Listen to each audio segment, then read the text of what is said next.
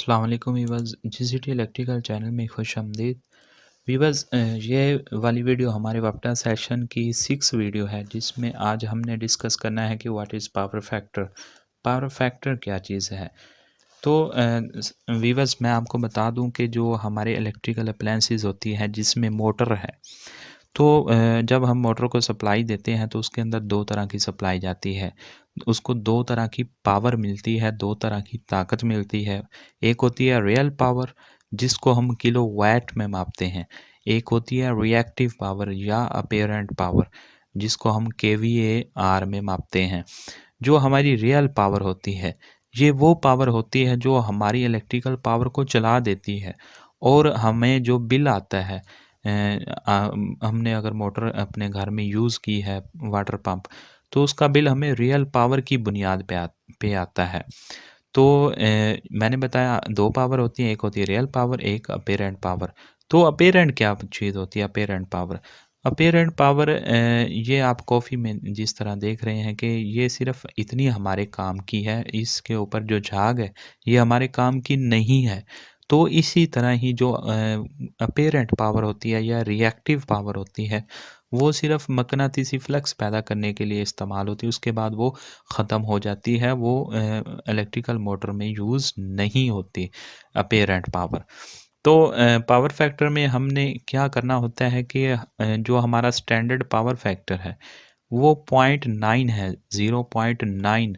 हमने power factor जो है वो 0.9 हर हालत में रखना होता है इंडस्ट्री में। उसके बाद हम किस तरह पावर फैक्टर को इम्प्रूव करेंगे, ये भी हम आगे डिस्कस करने वाले हैं। लेकिन उससे पहले आप इस डायग्राम को गौर से देखें और इसको समझ लें, ताकि आपको इसके फ़ायदे और नुकसान की आसानी के साथ समझ आ सके। तो व्यूअर्स, क्या होता है कि जब हम किसी हीटर को सप्लाई देते हैं, रेजिस्टिव लोड जिसमें हमारा हीटर है, अगर हम हीटर को सप्लाई देते हैं तो उसमें करंट और वोल्टेज वो एक साथ ग्राफ में चलते हैं, वो दोनों साथ साथ चलते हैं, करंट और वोल्टेज। तो जब करंट और वोल्टेज हमारे साथ साथ होते हैं तो पावर फैक्टर क्या होता है? पावर फैक्टर यूनिटी होता है, एक होता है, जो हमें नहीं चाहिए। हमें कितना चाहिए? हमें 0.9 चाहिए। लेकिन जब हमारा इंडक्टिव लोड होता है, जिस तरह के हमारा जो छत वाला पंखा है उसके अंदर जो मोटर लगी होती है, वो इंडक्टिव लोड होता है हमारा। तो उसमें क्या होता है, उसमें जो हमारे वोल्टेज हैं वो पीछे रह जाते हैं हमारे करंट से। ये देख लें कि ये वोल्टेज हमारे जो इधर से ज़ीरो से स्टार्ट हो रहा है, लेकिन उस वक्त करंट क्या था? करंट अपनी मैक्सिमम वैल्यू पे स्टार्ट होता है। तो इस तरह इंडक्टिव लोड में जो हमारा पावर फैक्टर होता है वो लैग कर जाता है, वो नीचे गिर जाता है, वो कम होना स्टार्ट हो जाता है। मतलब कि कहने का ये है कि 0.9 नहीं रहता हमारा लैगिंग में पावर फैक्टर, वो 0.7 हो जाता है, 6 हो जाता है। तो लैग करने लग जाता है इंडक्टिव लोड में हमारा पावर फैक्टर। उसके बाद हमारे पास है कैपेसिटिव लोड। कि कैपेसिटिव लोड में क्या होता है वीवर्स? जब कैपेसिटिव लोड में हमारा जो पावर फैक्टर होता है वो लीड करता है, वो बढ़ जाता है। मतलब कि वो यूनिटी से भी ऊपर जाना स्टार्ट हो जाता है, क्योंकि कैपेसिटिव कैपेसिटर से निकला है, और कैपेसिटर नाम ही चार्ज का है, स्टोर का है। तो इस वजह से इसमें क्या होता है कि जो हमारे वोल्टेज होते हैं, जब वो ज़ीरो होते हैं तो हमारा करंट मैक्सिमम से स्टार्ट हो रहा होता है। तो इस वजह से भी हमारे वोल्टेज पीछे रह जाते हैं और करंट आगे होता है। तो करंट के आगे होने की वजह से जो हम कैपेसिटिव सर्किट में पावर फैक्टर जो हमारा होता है वो लीड करना स्टार्ट हो जाता है, वो बढ़ना स्टार्ट हो जाता है। तो ये एक बेसिक सा फंडा है पावर फैक्टर का। अब हम बात कर लेते हैं कि डिसएडवांटेजेस ऑफ पावर फैक्टर, कि अगर हम पावर फैक्टर को इम्प्रूव नहीं करते तो मतलब कि 0.9 हम अपने पावर फैक्टर को अगर नहीं रखते तो हमें इसके क्या क्या नुकसानात उठाने पड़ेंगे, ये हम देख लेते हैं। अगर हम पावर फैक्टर को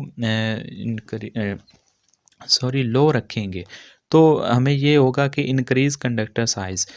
इंक्रीज़ कंडक्टर साइज़ मतलब ये कि अगर हमारा पावर फैक्टर लो होगा तो हमें जो हमारा कंडक्टर होगा वो ज़्यादा यूज़ करना पड़ेगा। क्यों करना पड़ेगा? क्योंकि जब हमारा हमारा पावर फैक्टर लो होता है तो हमारी जो करंट होती है वो बढ़ जाती है। हमारी करंट बहुत ज़्यादा हो जाती है, जिस तरह हमने ये देखा। ये करंट हमारी बढ़ जाती है।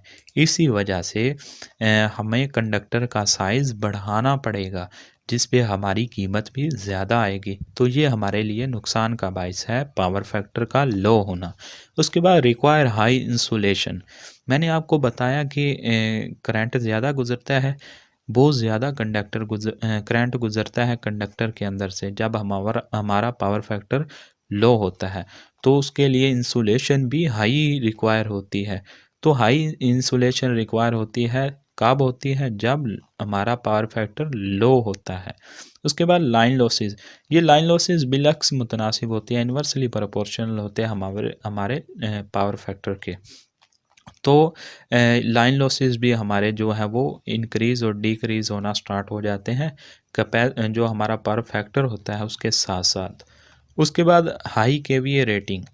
वीवर्स, जितने भी हमारे जिस तरह हमारा ट्रांसफार्मर है, अल्टरनेटर्स हैं, दूसरे इलेक्ट्रिकल स्विच गियर हैं जो केवीए रेटिंग में होते हैं। तो क्या होता है कि केवीए जो होता है वो इन्वर्सली प्रोपोर्शनल होता है पावर फैक्टर के।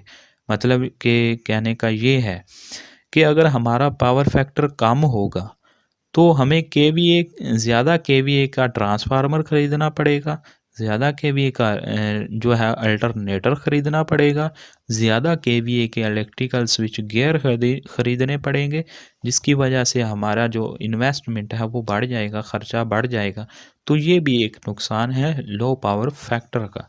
उसके बाद लो वोल्टेज रिसीव। विवश क्या होता है कि लो पावर फैक्टर में जो रिसीविंग एंड पे जो हमारे वोल्टेज होते हैं वो ड्रॉप होना स्टार्ट हो जाते हैं और हम तक पहुँचते पहुँचते बहुत ज़्यादा हमारे वोल्टेज ड्रॉप हो जाते हैं।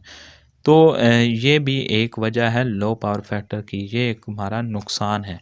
उसके बाद अगर हम लो एफिशिएंसी की बात करें तो कम पावर फैक्टर पर चूँकि ज़्यादा लाइन लॉसेस होते हैं और ज़्यादा वोल्टेज ड्रॉप होने से आलात और सिस्टम की जो हमारी एफिशिएंसी होती है, कारकर्दगी होती है, वो भी डिक्रीज़ हो जाती है, वो भी कम हो जाती है और हमारे जो आलात होते हैं, इलेक्ट्रिकल अप्लायंसेस होती हैं, वो अच्छी तरह से परफॉर्मेंस नहीं दे पाती। तो ये थी डिसएडवांटेजेस लो पावर फैक्टर के, मतलब हमारा पावर फैक्टर कम होने की सूरत में हमें क्या-क्या नुकसानात उठाने पड़ सकते हैं। तो उसके बाद है advantages of low power factor. अगर हम पावर फैक्टर को 0.9 रखेंगे तो इससे हमें क्या-क्या फ़ायदे होंगे, ये हम डिस्कस कर लेते हैं। सबसे पहला फ़ायदा ये है कि लो कंडक्टर साइज़ कि जब हम पावर फैक्टर पूरा रखेंगे, 0.9 पे रखेंगे, पूरा तो नहीं रख सकते, 0.98 पे रखेंगे, तो क्या होगा कि हमारा जो कंडक्टर का साइज़ होगा वो हमारा कम हो जाएगा। क्यों होगा? क्योंकि करंट कम हो जाएगी पावर फैक्टर के बढ़ने से। तो ये हमारा एक फ़ायदा है। उसके बाद लो लाइन लॉसेस, जो हमारे लाइन लॉसेस होते हैं वो भी कम होना स्टार्ट हो जाएँगे, वो भी कम होंगे। तो कब कम होंगे? जब हमारा पावर फैक्टर जो है वो इंक्रीज़ होगा, 0.9 पे होगा। उसके बाद receive full voltage on the end. क्या होता है कि पावर फैक्टर बेहतर होने से, 0.9 होने से जो हमें रिसीविंग एंड पे वोल्टेज मिलते हैं, हमारे घरों में वोल्टेज मिलते हैं या हमारी इंडस्ट्री में वोल्टेज मिलते हैं, वो हमें पूरे मिलते हैं। किस वजह से मिलते हैं? पावर फैक्टर इम्प्रूव करने की वजह से मिलते हैं। उसके बाद लो केवीए रेटिंग। मैंने आपको बताया कि ये इन्वर्सली प्रोपोर्शनल होती है केवीए रेटिंग किसके? पावर फैक्टर के। तो जब हम पावर फैक्टर को जो है वो बढ़ा देंगे तो तो हमको केवीए रेटिंग के ज़्यादा केवीए रेटिंग के इलेक्ट्रिकल अप्लायंसेस नहीं ख़रीदनी पड़ेंगी, जिसकी वजह से हमारी जो इन्वेस्टमेंट है वो कम सरफ होगी। तो उसके बाद है हाई हाई एफिशिएंसी। जब हम पावर फैक्टर को बढ़ा देंगे तो हमारी जो इलेक्ट्रिकल अप्लायंसेस होती हैं उनकी एफिशिएंसी बढ़ जाती है, वो एनर्जी सेविंग हो जाती हैं।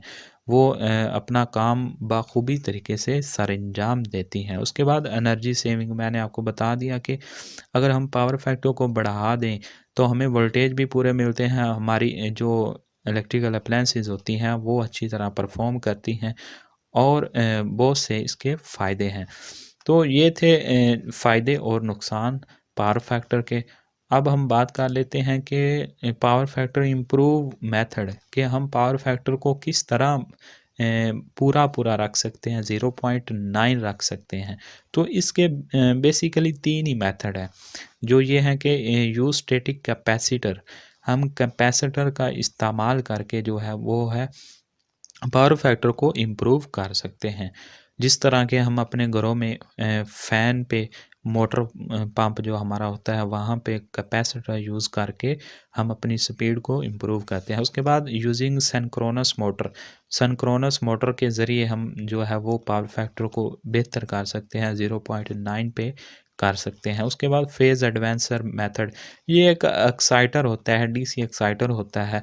क्या होता है कि जिस मोटर का हमने पावर फैक्टर बेहतर करना हो, हम उसकी शाफ्ट के साथ इस फेज़ एडवांसर को लगा देते हैं, तो क्या करता है ये फेज़ एडवांसर उस मोटर का जो है वो पावर फैक्टर बेहतर कर देता है, 0.9 कर देता है।